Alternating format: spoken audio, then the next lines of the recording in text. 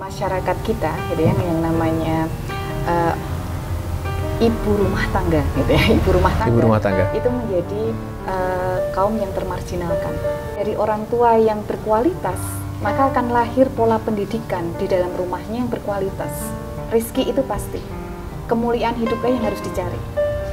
Kita kadang terbalik gitu, kita menghabiskan waktu kita untuk mencari yang sudah pasti. Institut Ibu Profesional itu adalah wadah bagi para ibu dan calon ibu yang ingin meningkatkan kualitas dirinya sebagai seorang perempuan, sebagai seorang istri, dan sebagai seorang ibu.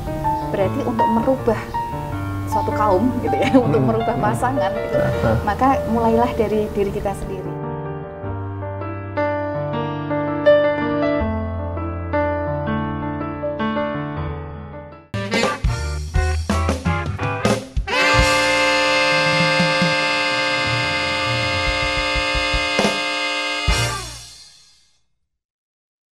Saudara, ini adalah program Saksi Satu Kamera Sejuta Inspirasi, adalah kebahagiaan kami. Hari ini bisa diterima di rumah yang asri, menyenangkan, sejuk, di kota yang baik juga, Salatiga. Ada Ibu Septi, yang sudah lama sebenarnya kami ingin kontak beliau, tetapi rezekinya adalah salah satu tim kami ada yang secara tidak sengaja bisa menemukan Ibu dan bisa diterima di rumah ini. Selamat pagi, Assalamualaikum Ibu. Waalaikumsalam warahmatullahi wabarakatuh. Sehat selalu ya Bu ya? Alhamdulillah, ya. Bu, ini ada banyak hal yang mau kami tanyakan. Kami berharap bisa menginspirasi siapapun yang bisa menyaksikan di Jawa Tengah. Salah satunya adalah tentang peran istri, tetapi biasanya orang atau mungkin semua perempuan juga sama, istri itu biasa-biasa sekali. Bukan sesuatu yang diperjuangkan, tidak ada yang harus dipersiapkan. Bahkan kesannya tanpa harus membandingkan mana yang lebih baik, yang bekerja itu seperti punya nilai tawar lebih tinggi daripada ibu rumah tangga yang berprestasi. Apa yang Ibu bisa sampaikan soal hal ini? Iya, yang pertama adalah di masyarakat kita, gitu ya, yang namanya ibu rumah tangga, gitu ya, ibu rumah tangga itu menjadi kaum yang termarginalkan. Kaum yang termarginalkan itu apa? Karena selama ini yang disebut sebagai ibu rumah tangga itu adalah perempuan yang tidak memiliki pekerjaan, okay? Tidak memiliki penghasilan, tidak memiliki pekerjaan, itu artinya adalah ibu rumah tangga. Sehingga tidak banyak di antara para calon ibu yang sudah akan punya anak atau calon istri bahkan gitu ya, calon istri untuk memilih profesi sebagai seorang ibu rumah tangga. Nah, ini sebenarnya adalah satu hal yang membahayakan bagi kita semuanya. Karena apa? Yang terjadi adalah akhirnya para ibu yang katanya adalah pendidik utama dan pertama anak-anak itu tidak dipersiapkan dengan baik. Yang ada dari istilahnya taken for granted aja. Yang pasti nanti pasti jadi ibu. Perempuan itu kalau sudah dewasa menikah ya pasti jadi istri, pasti jadi ibu. Tidak perlu cari ilmunya, sehingga ketika sudah mengelola rumah tangga terkaget-kaget. Ya, bagaimana memanage rumah tangga, bagaimana membina hubungan komunikasi produktif dengan pasangannya, itu kaget-kaget. Apalagi nanti ketika sudah punya anak, bagaimana cara mendidiknya, memanagenya seperti apa, itu terkaget-kaget yang terjadi. Akhirnya yang terjadi apa? Dipasrahkan saja kepada pihak lain yang memang merasa ibu bapaknya sudah cukup untuk melahirkan, tidak bertanggung jawab di urusan pendidikan. Walaupun uangnya dalam tanda kutip secara finansial diberikan secara penuh, tetapi itu tidak bertanggung jawab. Tidak bertanggung jawab itu. Karena sebenarnya yang pasti, yang pertama adalah guru saja itu ada pelatihannya untuk menjadi guru profesional. Seorang dokter itu harus berlatih, belajar bertahun-tahun untuk menjadi seorang dokter profesional.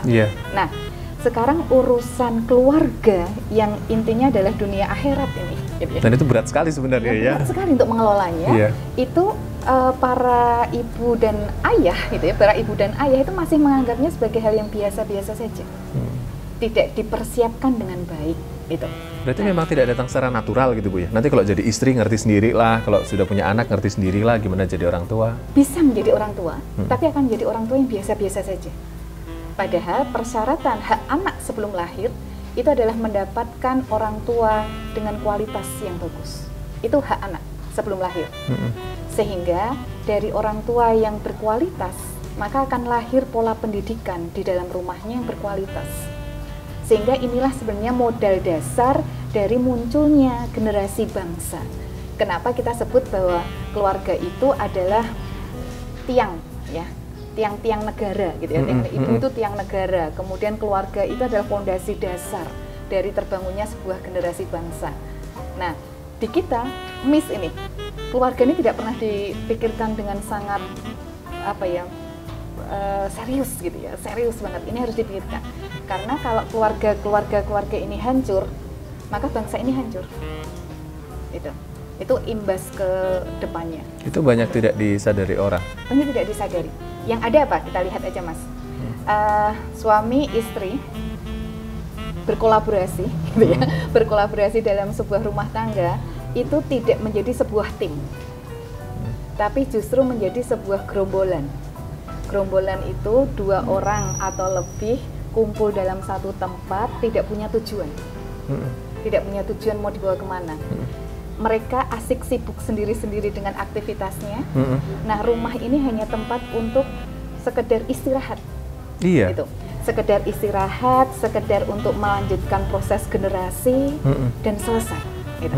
Tidak ada komunikasi yang internal menjadi sebuah tim.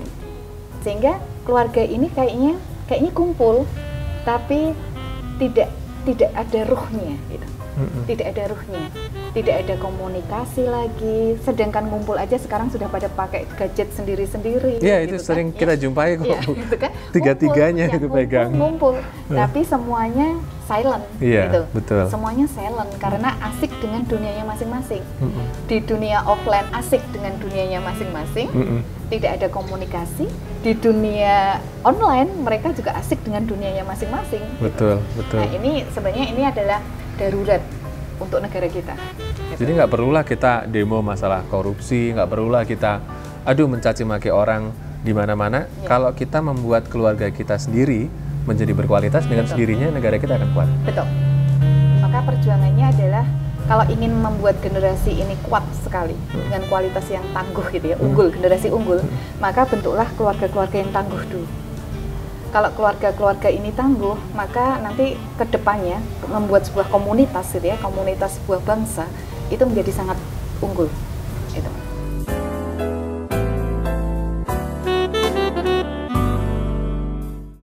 Tetap jadi orang baik, jadi orang bersih di politik itu memungkinkan tidak sih Pak sebenarnya Pak? Mungkin saja bahwa di sana banyak resiko, iya.